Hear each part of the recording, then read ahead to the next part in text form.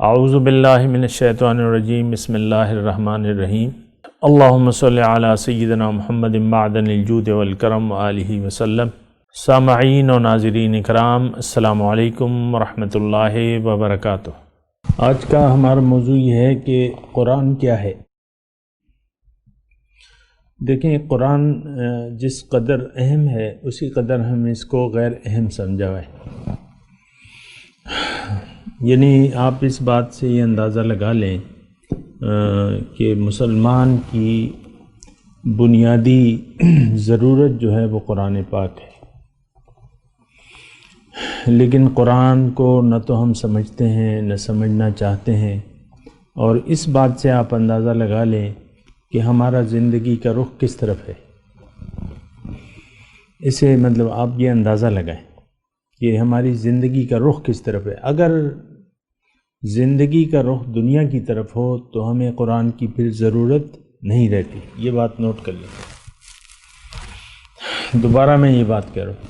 اگر انسان اپنی زندگی کا مقصد دنیا کو بنا لیں پھر آپ کو قرآن کی کوئی ضرورت نہیں رہے گی۔ ہاں، تبرکاً آپ تلاوت کر لیں گے، اس کی ختم کر لیں گے اور بس تو، لیکن اب قرآن کے مضامین کو سمجھنے کی قطعاً کوئی ضرورت آپ کو نہیں ہوگی۔ یعنی یہ ایک میں آپ کو ایک ٹیسٹ بھی بتا رہا ہوں، ٹیسٹ۔ اگر آپ اس خوش فہمی میں مبتلا ہیں کہ میں تو بالکل ٹھیک ہوں، میری زندگی کا رخ تو صحیح ہے، میں صحیح زندگی گزار رہا ہوں یا رہی ہوں، تو آپ یہ دیکھیں کہ قرآن کی آپ کی نظر میں، یعنی قرآن کو آپ نے حیثیت کیا دی ہوئی ہے۔ یہ ایک ٹیسٹ کیس، جیسے کہ ہم ٹیسٹ کرتے ہیں نا، ملیریا ہے کہ نہیں ہے یا نمونیا ہے۔ بعض اوقات انسان کو بخار ہو جاتا ہے، ڈاکٹر کہتا ہے ٹیسٹ کراؤ،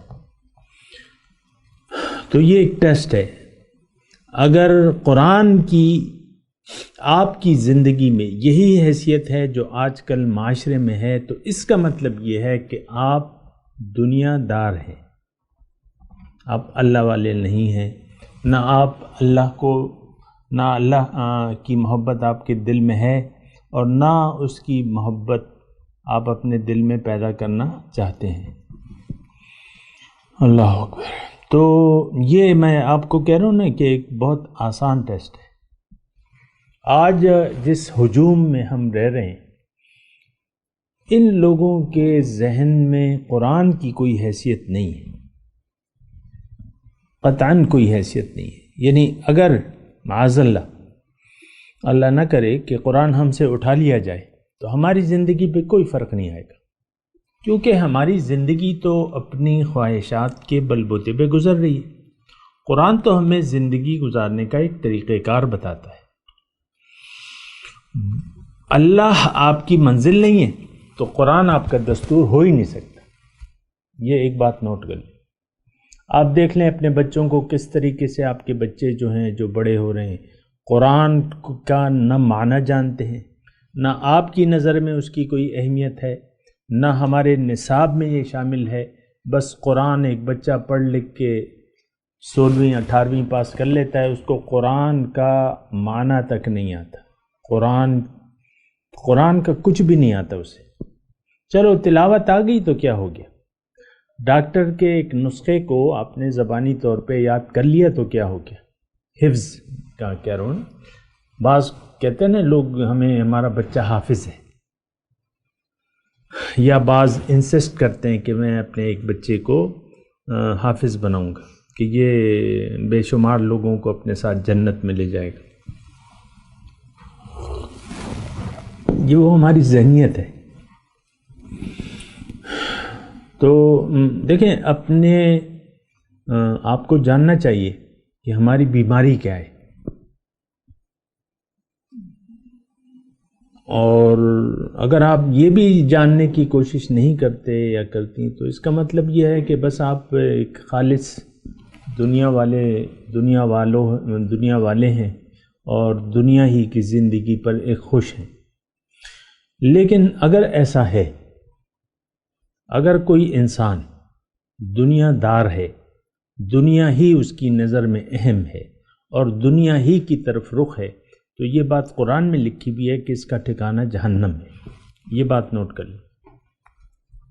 اور وہ آیت بھی میں پڑھ کے سنا دیتا ہوں، اتنی کوئی وہ بات نہیں ہے۔ ان الذین لا یرجون لقاءنا، اللہ تعالیٰ نے قرآن میں فرمایا کہ وہ لوگ جو میری ملاقات کی امید نہیں رکھتے، وردوا بالحیات الدنیا، اور دنیا کی زندگی پر راضی ہو گئے، واطمأنوا بها، اس پر مطمئن ہے، پیسے آ رہے ہیں، خرچے ہو رہے ہیں، کعبے کھائی جا رہے ہیں، پہناوے ہو رہے ہیں، فیشن بدل رہے ہیں، پرانے فیشن پرانے بکسوں میں ڈال رہے ہیں، نئے نئے فیشن کے کپڑے لیے جا رہے ہیں۔ ویسے ایک بات کر،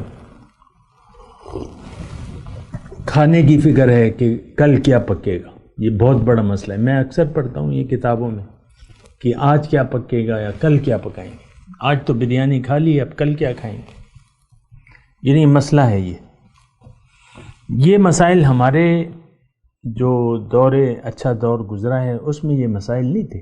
حضور صلی اللہ علیہ وسلم کے گھر میں کبھی یہ نہیں مسئلہ تھا، ان کے گھر میں تو آپ کو پتہ ہے کہ کیا مسائل تھے یا کس طریقے سے وہ زندگی گزارتے تھے۔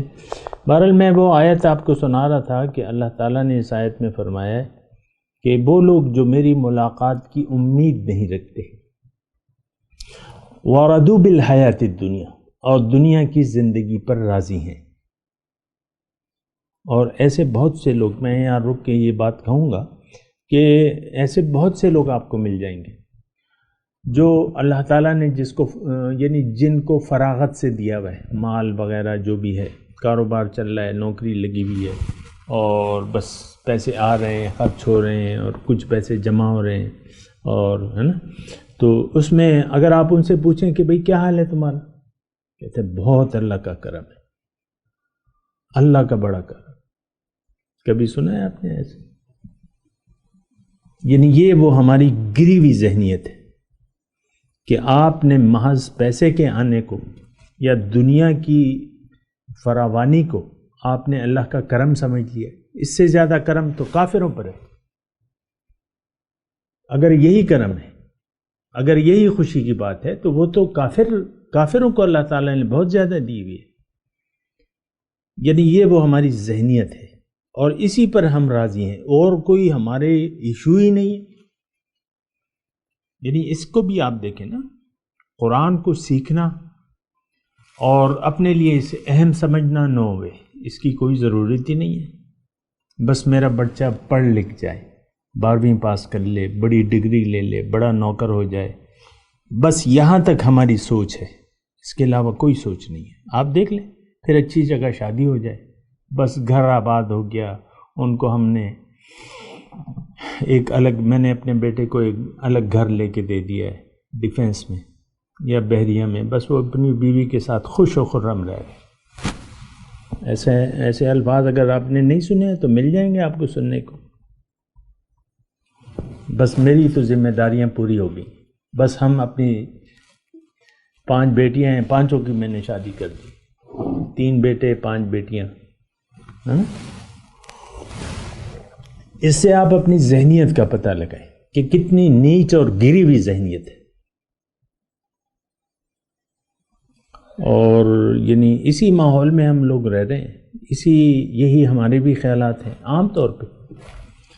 تو زیادہ سے زیادہ یعنی آپ دیکھیں کہ کیا ہم تلاوت کر لیتے ہیں قرآن پاک کی، یا اپنے بچوں کو ناظرہ پڑھنا سکھا کے ہم بڑا، بعض اوقات تو وہ بھی اس میں بھی کمزوری ہیں، وہ یعنی اس کی بھی وہ نہیں ہے کہ میرا بچہ جلدی پڑھ لے، نہیں پڑھ لے گا، ابھی تو وہ چھوٹا ہے، ابھی تو بہت چھوٹا ہے وہ۔ تو بہرحال یہ بات ہے، لیکن اور بھی اس سلسلے میں بات کریں گے، لیکن اگلی نشست۔ وآخر دعوانا ان الحمد للہ رب العالمین۔ مولایا صلی وسلم دائما ابدا علی حبیبک خیر الخلق کلہم۔